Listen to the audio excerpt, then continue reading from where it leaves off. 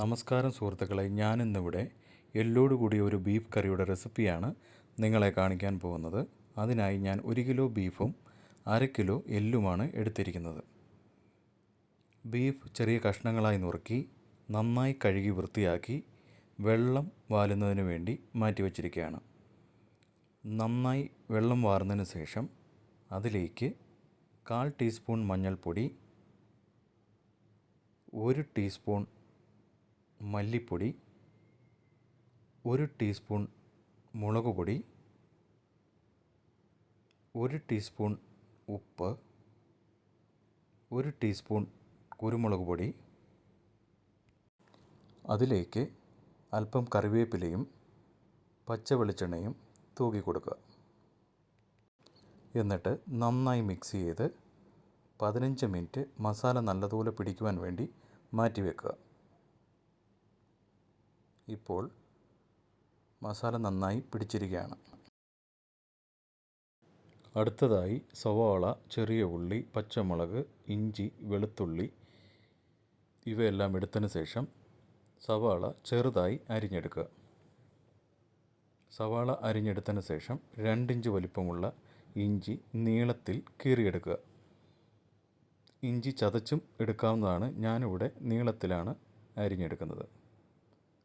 ഇഞ്ചി അരിഞ്ഞെടുത്ത ശേഷം വെളുത്തുള്ളിയും നീളത്തിൽ അരിഞ്ഞെടുക്കുക.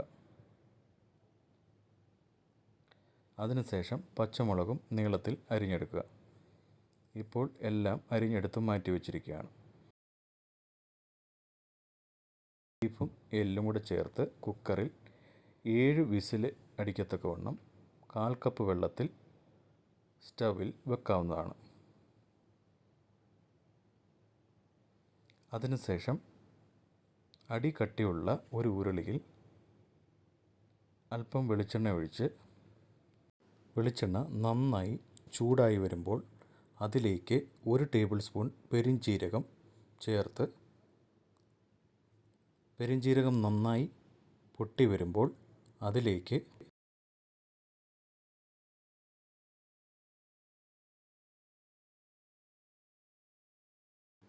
ഏലക്ക, ഗ്രാമ്പൂ, കറുകപ്പട്ട, ബേ ലീഫ്, തക്കോലം ഇവ ചേർത്ത് നന്നായി മൂപ്പിച്ചെടുക്കുക.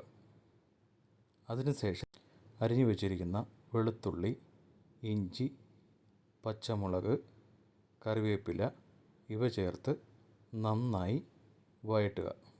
വെളുത്തുള്ളിയുടെയും ഇഞ്ചിയുടെയും പച്ചമണമൊക്കെ മാറി നന്നായി വഴണ്ട് വന്നതിന് ശേഷം അതിലേക്ക് അരിഞ്ഞു വച്ചിരിക്കുന്ന സവാളയും ചെറിയുള്ളിയും ചേർത്ത് നന്നായി മിക്സ് ചെയ്യുക. അതിലേക്ക് ഞാൻ കുറച്ച് ഉപ്പ് കൂടെ ചേർത്ത് കൊടുക്കുകയാണ്. ഉപ്പ് ചേർത്താൽ നന്നായി വഴണ്ട് കിട്ടും. ഈ സമയം കൊണ്ട് നമുക്ക് കുക്കറിലിരിക്കുന്ന ബീഫ് തുറന്നു നോക്കാം. ബീഫ് നന്നായി വെന്ത് വന്നിട്ടുണ്ട്. എല്ലിൽ നിന്നെല്ലാം മാംസം വേറിട്ട് നന്നായി വെന്ത് വന്നിരിക്കുകയാണ്.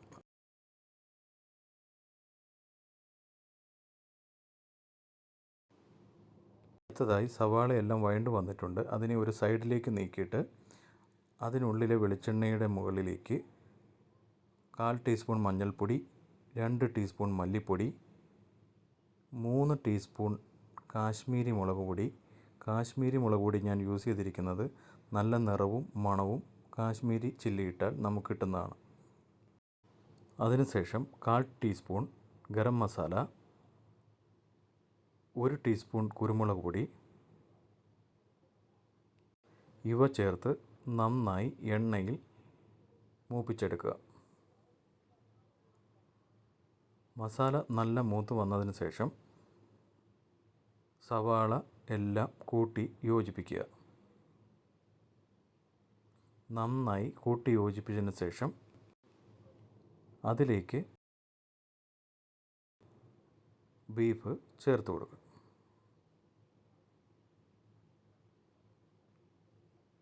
ബീഫ് ചേർത്ത് കൊടുത്തതിന് ശേഷം നന്നായി ഇളക്കി യോജിപ്പിക്കാവുന്നതാണ്.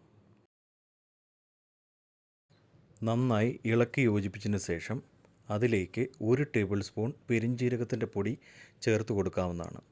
പെരുംജീരകത്തിൻ്റെ പൊടി നല്ല രുചിയും മണവും നൽകിത്തരും. അതിനുശേഷം ചെറുതീയിൽ 5 മിനിറ്റ് അടച്ചു വെച്ച് വേവിക്കുക.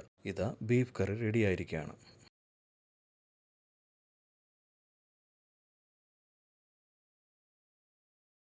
ഇപ്പോൾ ചെറിയ ബൗളിലേക്ക് നമുക്ക് സെർവ് ചെയ്യാം.